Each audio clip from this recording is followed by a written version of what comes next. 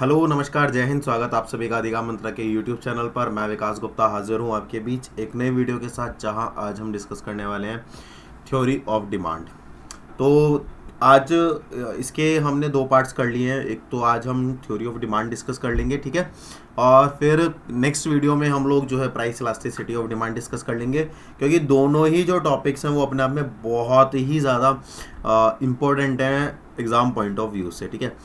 जो भी PGT economics की प्रिपरेशन कर रहे हैं, पीजीटी कॉमर्स में जिनका एक स्पेसिफिक यूनिट्स दी हुई हैं इकोनॉमिक्स की, उनके लिए बहुत ही ज़्यादा इम्पोर्टेंट है, क्योंकि यहाँ से क्वेश्चन काफ़ी बार जो है बनता ही है, काफ़ी बार क्या बनता ही बनता है, ठीक है। तो ये एक चीज़ है। बाकी जितनी भी प्लेलिस्ट हैं सारी आपकी चैनल पर अपडेटेड हैं, और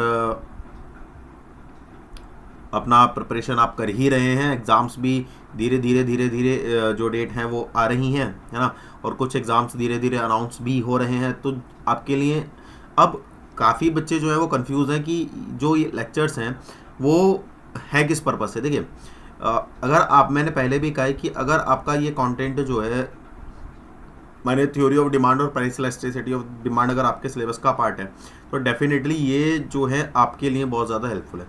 जो भी व्यक्ति कॉमर्स बैकग्राउंड से है और वो पीजीटी लेवल पर कॉमर्स में या इकोनॉमिक्स की प्रिपरेशन कर रहा है, तो उनके लिए ये जितने भी वीडियोस हैं स्पेसिफिकली उन्हीं लोगों के लिए ये वीडियोस जो हैं बनाए जा रहे हैं, ठीक है।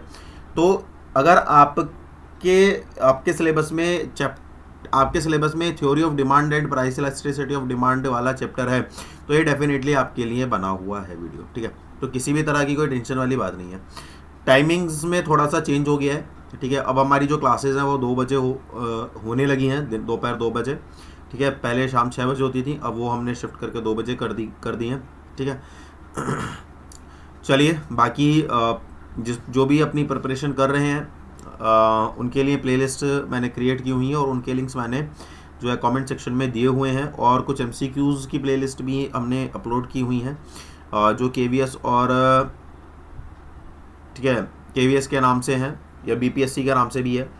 तो वहाँ से आप जो है उन एमसीक्यूज़ को देख सकते हैं और अपनी प्रैक्टिस कर सकते हैं, ठीक है। अब आप ये ना सोचें कि भाई वो तो केवीएस के लिए हैं, ठीक है। सिलेबस सेम है, कंटेंट सेम है, तो डेफिनेटली जो क्वेश्चंस बनेंगे वो भी कैसे होंगे, सिमिलर ही होंगे, ठीक है। बस थोड़ा सा लेवल क्या होगा, अप डाउन होगा। कुछ क्वेश्चंस जो उसमें नहीं आए थे वो अब आ जाएंगे, है ना। कहने का मतलब क्या है कि आपकी प्रिपरेशन हो जाएगी, आपकी प्रैक्टिस हो जाएगी, और आपको कुछ नए क्वेश्चंस देखने को मिल जाएंगे, जो कि बहुत ही ज़्यादा बेहतरीन क्वेश्चंस का मतलब कहते हैं ना सदाबहार टाइप में चीज़ जो होती है। तो वो वाले जो क्वेश्चंस है ना, दे आर लाइक सदाबहार। तो आपके सारे जो कॉन्सेप्ट्स हैं ना वो सारे पॉलिश होते चले जाएंगे। सबसे ज़्यादा इंपॉर्टेंट चीज़ ये है उसकी कि आपके सारे कॉन्सेप्ट्स बिल्कुल पॉलिश होते चले जाएंगे, ठीक है। चलिए शुरू करते हैं अपना डिमांड वाला चैप्टर। डिमांड का मतलब क्या होता है ना, डिमांड कहते किसे हैं, ठीक है। डिज़ायर, एक वर्ड आता है डिज़ायर, है ना। गाड़ी वाला डिज़ायर नहीं बोल रहा हूँ, डिज़ायर माने मुझे कुछ चाहिए, जैसे गाड़ी ही चाहिए, है ना, लेकिन मेरे पास पैसे तो है नहीं, तो ये क्या बन गई, मेरी डिज़ायर बन गई, है ना। अब ऐसे ही मेरे पास पैसे आ गए, है ना। जैसे मान के चलिए आपने एक स्कूटी के लिए, आपका स्कूटी लेने का मन कर रहा है या स्कूटी लेने का मन कर रहा है, चलो नॉर्मल सभी को ले लेते हैं कि स्कूटी लेने का मन कर रहा है, और लेकिन आपके पास पैसे नहीं हैं, तो ये क्या हो गई, आपकी डिज़ायर हो गई। आपने पापा से कहा कि भाई पापा मुझे स्कूटी लेनी थी, तो इस बर्थडे पर मुझे स्कूटी दिला दो। आपके पापा एग्री कर गए, ठीक है चलो मैं तुम्हें पैसे दे दूंगा, स्कूटी ले लेना। अब पैसे भी मिल गए, तो क्या ये डिमांड कहेगी, नहीं। डिमांड कब बने, अब इसे क्या कहोगे, इस एक्टिविटी को, इसको कहा जाएगा वांट। क्या, वांट। तो डिमांड क्या है, देखिए मुझे स्कूटी लेनी है लेकिन मेरे पास पैसे नहीं है, पहली समस्या। तो ये क्या है, मेरी डिज़ायर है, मेरे को स्कूटी लेनी है और मेरे पास पैसे भी हैं, लेकिन मैं उन पैसों को स्कूटी पर खर्च करने के लिए तैयार नहीं हूं। बात समझ में आ रहा है, मेरे को स्कूटी लेनी है, लेकिन मैं स्कूटी लेने के लिए मेरे पास पैसे भी हैं, लेकिन उन पैसों को मैं उस स्कूटी के खरीदने पर खर्च नहीं करना चाहता। तो ऐसी कंडीशन को हम क्या कहते हैं, ऐसी कंडीशन को हम कहते हैं वांट। अब अगर कोई चीज़ ऐसी है जिसको मैं चाहता हूं, मेरे पास पैसे भी हैं और मैं उस कमोडिटी को कंज्यूम करने के लिए, मैंने उस चीज़ को खरीदने के लिए मैं पैसे खर्च करने के लिए भी तैयार हूँ, तो ऐसी कंडीशन क्या कहलाती है? डिमांड कहलाती है। तो बेसिकली डिमांड कौन क्रिएट कर रहा है? कंज्यूमर क्रिएट कर रहा है। कौन क्रिएट कर रहा है? कस्टमर क्रिएट कर रहा है ना, चाहे वो प्रोड्यूसर है चाहे कंज्यूमर है ना। अब कस्टमर को क्या चाहिए? कस्टमर को अपनी नीड्स को सेटिस्फाई करना है, तो वो क्या करेगा? वो सामान को खरीदेगा, वो अपनी इनकम का कुछ हिस्सा उन पर खर्च करने के लिए तैयार हो जाएगा। और जैसे ही वो खर्च करने के लिए तैयार हो जाएगी कि साहब मैं अब इसके लिए इतना पैसा चुकाने के लिए तैयार हूँ, उस एक्टिविटी को क्या कहा जाता है? डिमांड कहा जाता है।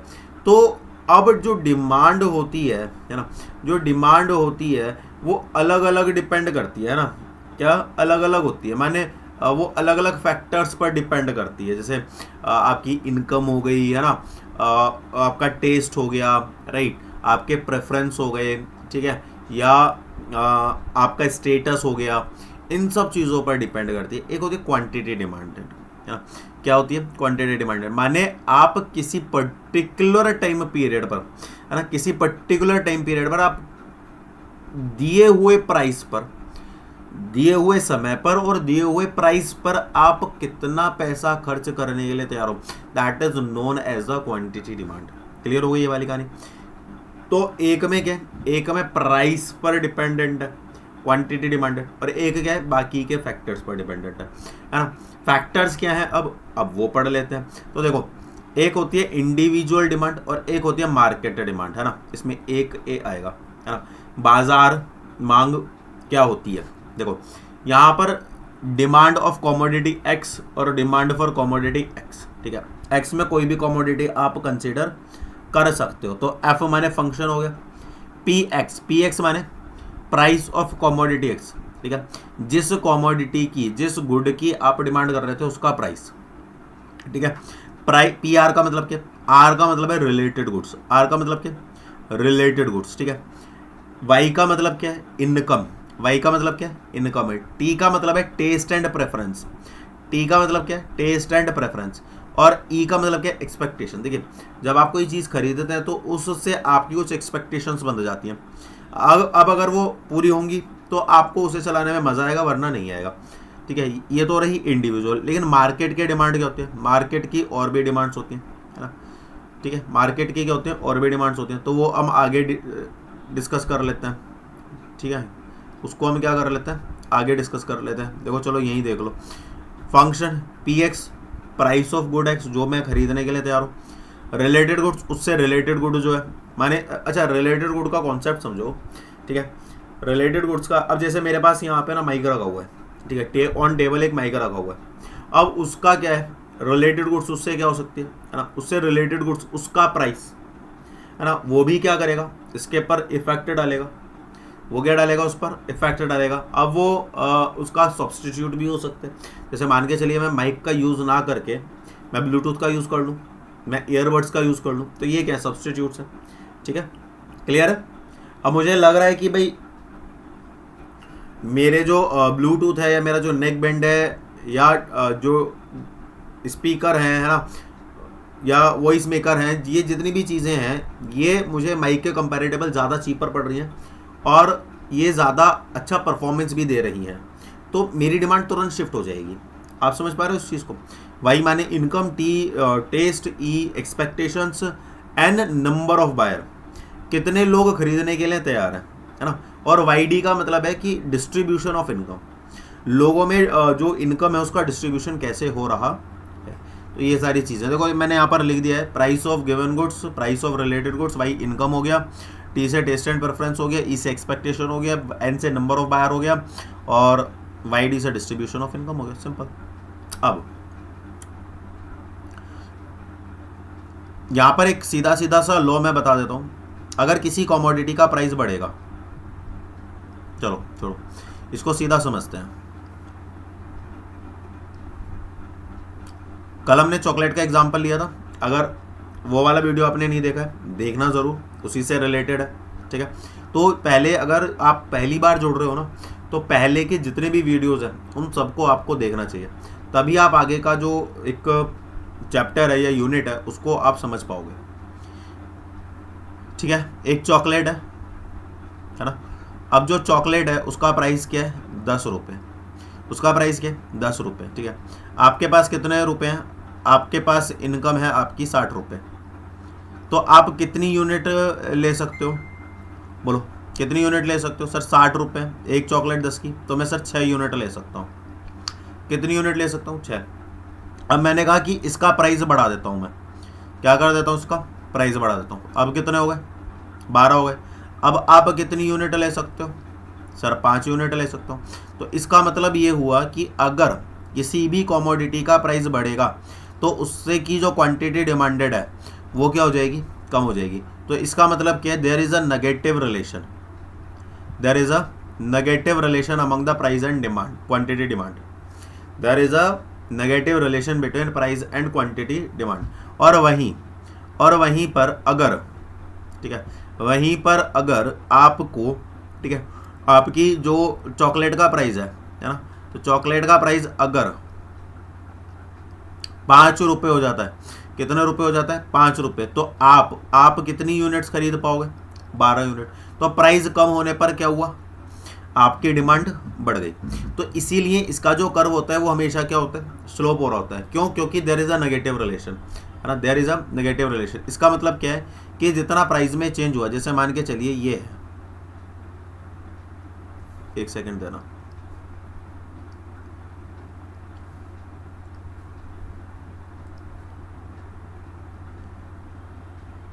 ये एक चीज़ है, हाँ, और ये यहाँ पे आ गया, है ना, एक ये हो गया और ये यहाँ पर आ गया।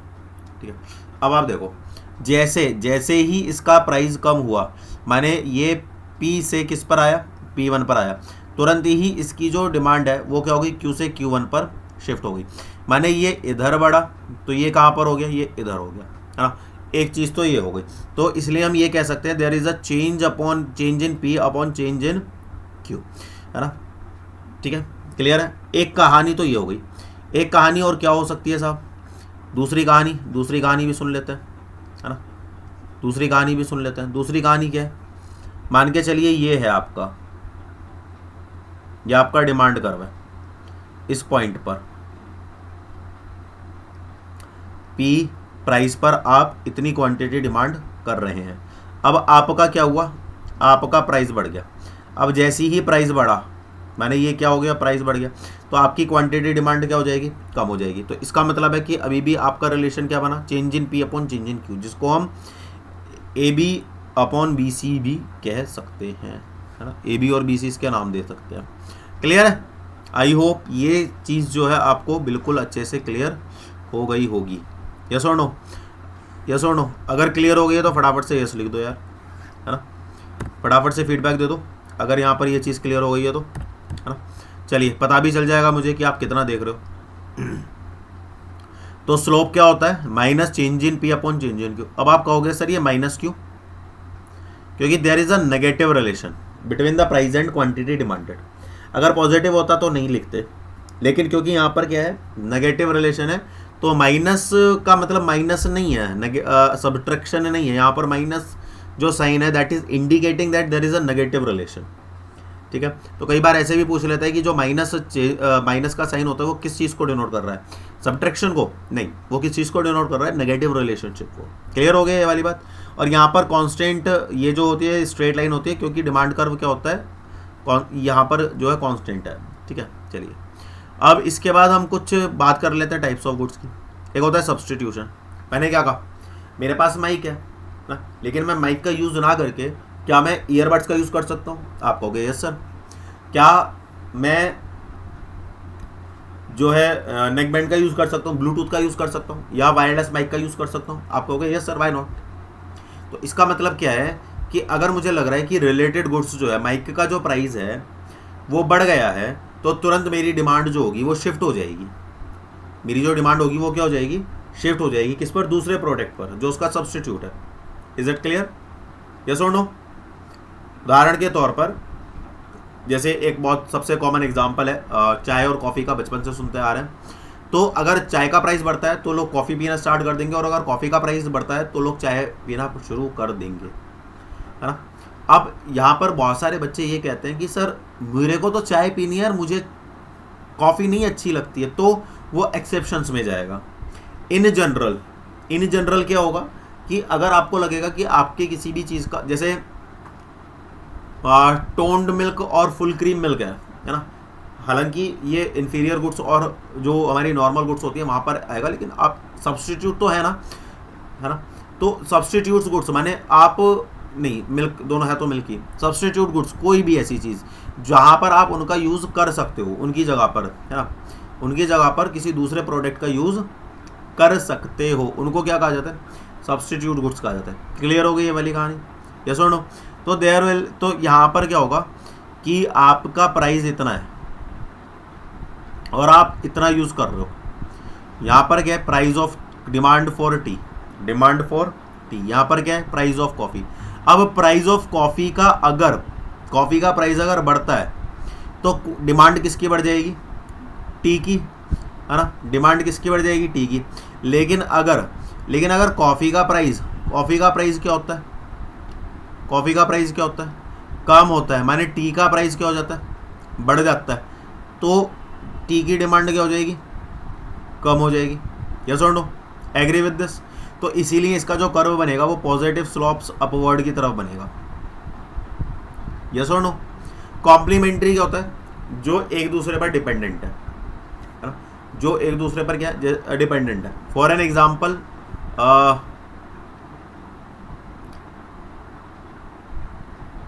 पेट्रोल और गाड़ी, है ना, पेट्रोल और गाड़ी, ब्रेड बटर, पेन और रिफिल, है ना, क्या, पेन और रिफिल, ठीक है। तो लोग बाग क्या सुनो, एक ना कंपनी हुई, है ना, उस कंपनी ने क्या किया, उस कंपनी ने उसका जो मेन प्रोडक्ट था, ठीक है, उसको लोगों को बेचा बहुत सस्ते प्राइस पर, ठीक है। और क्योंकि उस प्रोडक्ट में क्या, जैसे मान के चलो पेन है ना, मैंने एक पेन बनाया, क्या बनाया, एक पेन बनाया, बहुत प्यारा पेन है। अब जाहिर सी बात है उसके रिफिल डाल करके ही दूंगा। मैंने मार्केट में बेचा 450 रुपये का, ऐसे ही मान लो हाइपोथेटिकली, बड़ा हाइपोथेटिकली चला गया, 450 रुपये, वैसे बहुत महंगा पेन है, 450 रुपये, ठीक है। अब मैंने इसमें क्या किया, ठीक है, मैंने इसमें रिफिल डाल दिया, ठीक है। अब क्या होगा, अब पेन ख़त्म हो गया, है ना। जब पेन ख़त्म हो गया तो लोगों को रिफिल की रिक्वायरमेंट होगी, किसकी रिक्वायरमेंट होगी, रिफिल की रिक्वायरमेंट होगी। अब लोग रिफिल खरीदेंगे। अब मैंने रिफिल का प्राइस रखा हुआ है 400 रुपये, यस और नो, ठीक है, क्लियर है। तो अगर रिफिल का प्राइस कम कर दूं मैं तो इसकी डिमांड जो है ऑटोमेटिकली क्या हो जाएगी, बढ़ जाएगी। लेकिन अगर रिफिल का प्राइस बढ़ गया तो इसकी डिमांड ऑटोमेटिकली क्या हो जाएगी, कम हो जाएगी। ऐसे ही ना जैसे आप घर में अलाउट, गुड नाइट, इन सब चीज़ों का यूज़ करते होंगे, मशीन्स का। अब आप देखो कि अलाउट विद मशीन का जो प्राइस होता है वो बहुत कम होता है, ठीक है। आप जब अलाउट और मशीन का प्राइस लेने के लिए जाओगे और खाली अलाउट लेने जाओगे तो उनके बीच का जो डिफरेंस है वो बहुत कम है। मान के चलिए उदाहरण के तौर पर कि आपका 80 रुपीज़ की जो है उसकी रिफिल है और 110 की उसकी मशीन है, 110 की उसकी मशीन है, तो मशीन का प्राइस कितना है, 30 रुपये, ठीक है। अब ख़त्म हो जाएगी तो आप क्या लोगे, आप रिफिल लोगे। रिफिल का चार्ज मैंने कितना कर रखा है, 80 रुपये। तो मैं पैसा यहाँ से नहीं कमाऊंगा, मैं पैसा कहाँ से कमाऊंगा, यहाँ से कमाऊंगा। तो अगर इसकी डिमांड कम हो जाती है तो ऑटोमेटिकली मेरी इसकी डिमांड क्या हो जाएगी, बढ़ जाएगी। और अगर इसकी डिमांड, इसका प्राइस मैंने बढ़ा दिया तो इसकी डिमांड ऑटोमेटिकली क्या हो जाएगी, कम हो जाएगी। तो देयर इज नेगेटिव रिलेशन हो गया। तो यहाँ पर कैसा रिलेशन है, पॉजिटिव है, लेकिन यहाँ पर रिलेशन कैसा निकल कर के आ रहा है, नेगेटिव, और इसीलिए यहाँ पर ये स्लोप हो रहा है नीचे की तरफ। यस और नो, क्लियर हो गया। चलिए आगे बढ़े। तो दो तरह की गुड्स हो गई, सब्स्टिट्यूट और कॉम्प्लीमेंट्री। यहाँ से क्वेश्चन बन जाता है नॉर्मल और इन्फीरियर। देखो नॉर्मल क्या है, मेरी इनकम जैसे जैसे जैसे जैसे जैसे जैसे बढ़ेगी, है ना, मेरी इनकम जैसे जैसे बढ़ेगी वैसे वैसे इन कमोडिटीज़ की डिमांड बढ़ेगी। मेरी इनकम जैसे जैसे कम होगी वैसे वैसे इन कमोडिटीज़ की डिमांड कम होगी। उदाहरण के तौर पर मेरी डिमांड बढ़ी, एसी खरीद लिया, तो एसी की डिमांड कब बढ़ेगी, जब लोगों की सैलरी बढ़ेगी।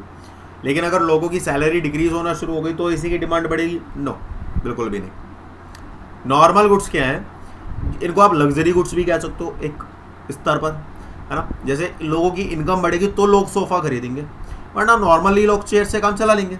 ये सुनो भाई, आपकी सैलरी बढ़ी, है ना, आपने जॉब करना स्टार्ट किया और आपको सैलरी मिल रही है, तब तक आपने अपने घर में कुछ चेयर्स ला करके रख दिए, स्टूल्स ला करके रख दिए, which is comparatively cheaper than the sofa set, right, agree with this.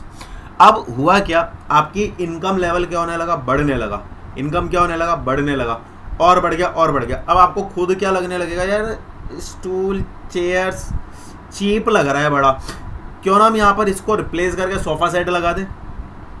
तो जैसे ही आपकी इनकम बढ़ी, वैसे ही इन्फीरियर गुड्स की जो डिमांड है वो क्या हो गई, कम हो गई, है ना, उनकी डिमांड क्या हो गई, कम हो गई। अब अगर आपकी इनकम कम होगी तो आपकी इन्फीरियर गुड्स की जो डिमांड होगी वो क्या हो जाएगी, बढ़ जाएगी।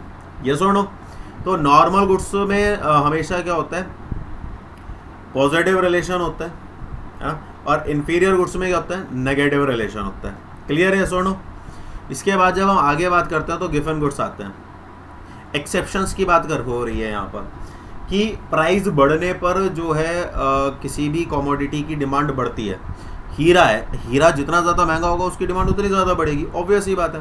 सोना जितना ज़्यादा महंगा होगा उसकी डिमांड उतनी ज़्यादा बढ़ेगी, क्योंकि ये लग्जरी आइटम्स हैं। स्टेटस सिंबल, एप्पल, राइट, या जो आपकी स्पोर्ट्स कार्स हैं 1 करोड़ 2 करोड़ 50 करोड़, इन सब चीज़ों की, तो लोगों का जैसे जैसे इनकम लेवल बढ़ेगा, इनकी डिमांड, इनका प्राइस जैसे जैसे बढ़ेगा, इनकी डिमांड और ज़्यादा बढ़ने लग जाएगी। यस और नो, क्लियर है।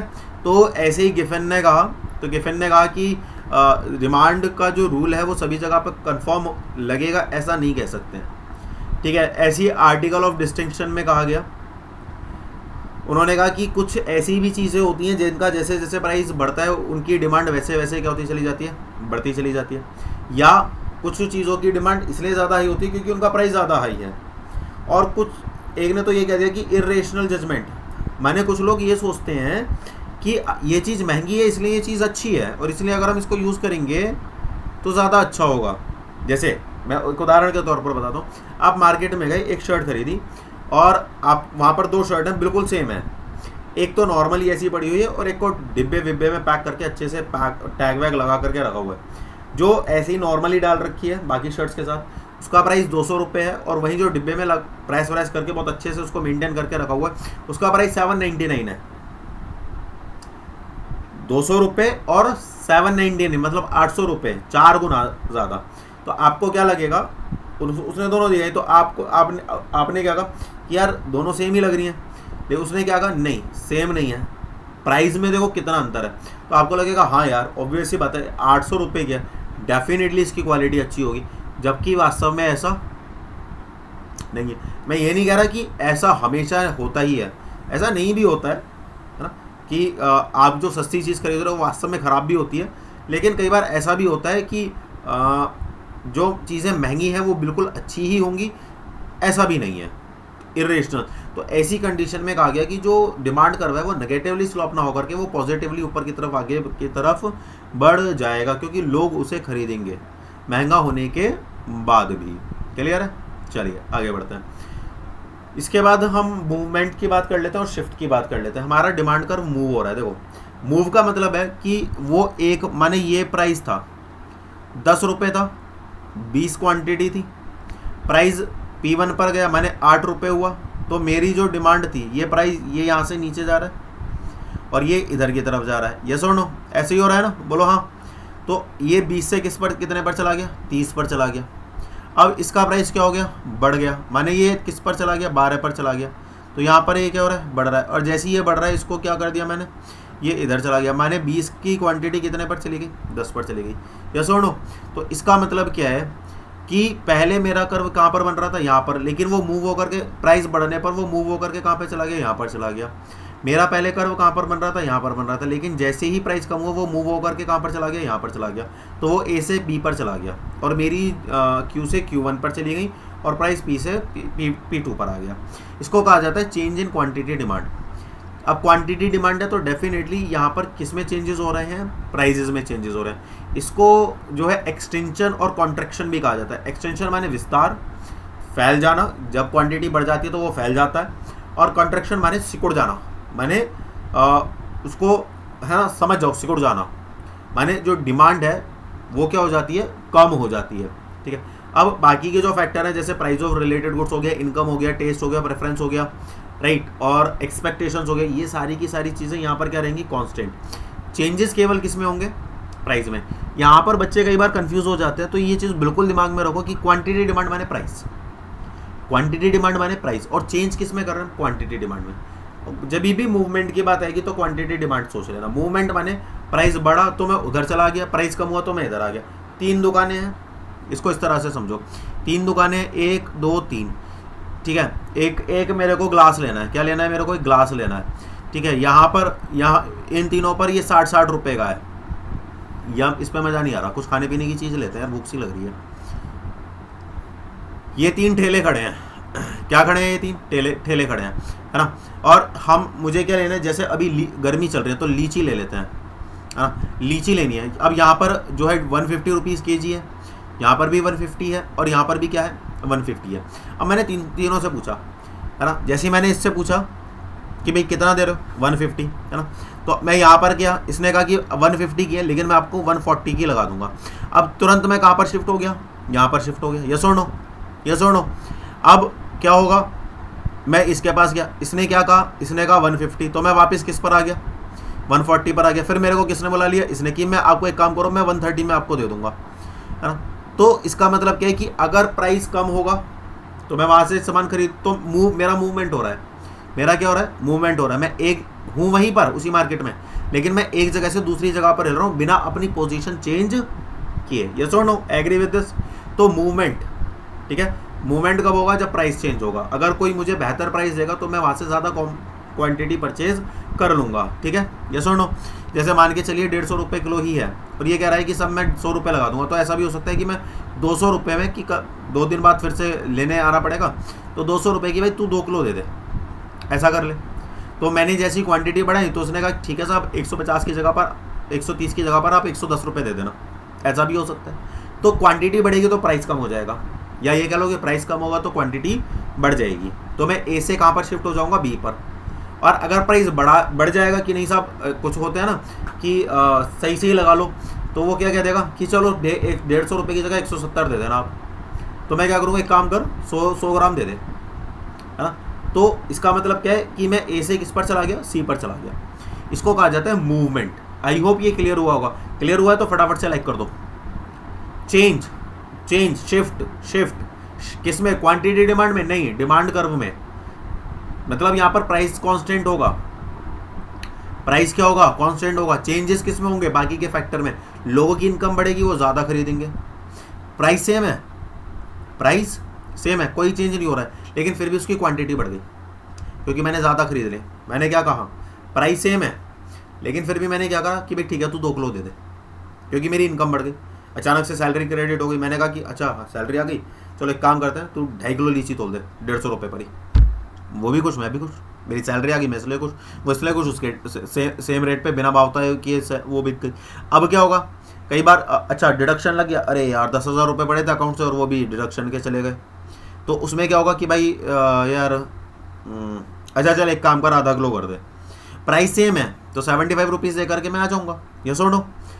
ऐसे ही रिलेटेड गुड्स हैं, अगर रिलेटेड गुड्स के प्राइस में इंक्रीज या डिक्रीज हो रहा है ना, या टेस्ट में चेंजेस आ रहे हैं, प्रेफरेंस में चेंजेस आ रहे हैं, या एक्सपेक्टेशंस जो हैं उसमें चेंजेस आ रहे हैं, तो हमारा जो डिमांड कर्व है वो क्या हो जाता है, शिफ्ट हो जाता है। माने वो अपनी पोजीशन चेंज कर देता है, या तो वो फॉरवर्ड शिफ्ट हो जाएगा आगे की तरफ, या वो बैकवर्ड माने पीछे की तरफ शिफ्ट हो जाएगा।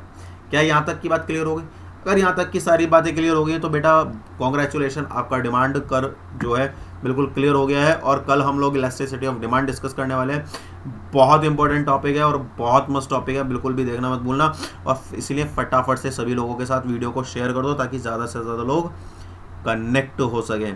तो I am waiting for the new subscribers, do subscribe and share the video now.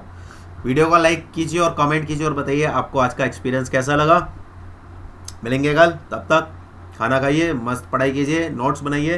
कहीं कोई डाउट है कमेंट सेक्शन में लिख दीजिए, कमेंट्स आपके लिए ही है। जय हिंद।